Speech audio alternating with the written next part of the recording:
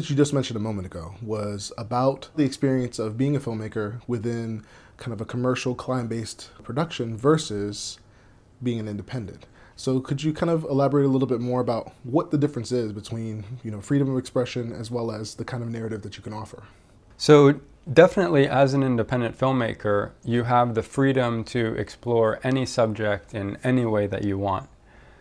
That doesn't mean that you're not bound by conventions. There are conventions, for example, within the documentary film world that have been developed over generations because they help to ensure the integrity of the ultimate piece of media that is being presented to the public. Just like in journalism, we understand and appreciate the importance of having a code of ethics within the world of journalism because it would be very easy for someone to fabricate a piece of news that could have a significant influence on the public if they did not abide by the code of ethics. So I think within documentary filmmaking, it's a little bit less of a public debate because up until recently, documentaries have been something that haven't been as mainstream. But now with the internet and with the fact that anyone can produce a documentary on their cell phone, I think it's very important that we consider these issues.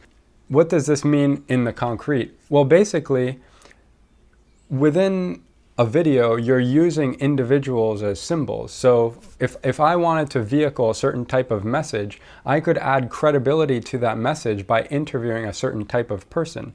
For example, let's say I wanted to create a documentary video that supported the idea of buying up a lot of land in a low-income neighborhood in order to build a massive development. If I went on the street and interviewed African Americans and Hispanic people, it might seem that I had broad community support just because I had the faces of African Americans and Hispanics delivering certain messages within that film. I could produce that as an independent filmmaker if I wanted to.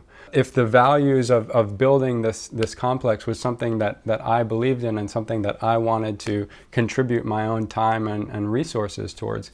So I do think that it's important that, and I think we're going to get into this later on, is how to become kind of a critical consumer of media and a viewer. But it's important to understand that the label of independent filmmaker needs to carry a code of ethics, and filmmakers at every level, whether they work with clients or they don't, have to hold themselves to a certain standard.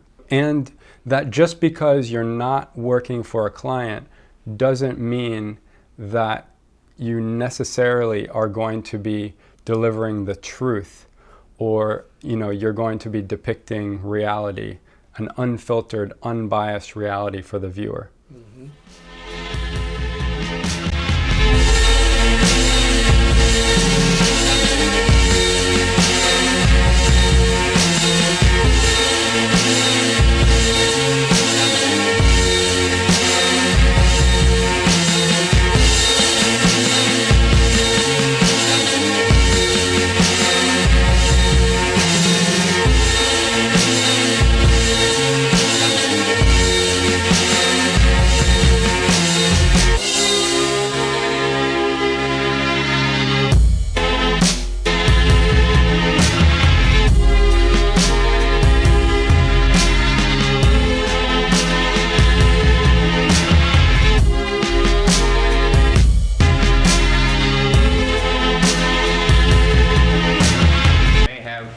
Vibrations which are not visible to the eye, but which are rapid enough to be sensed by the ear.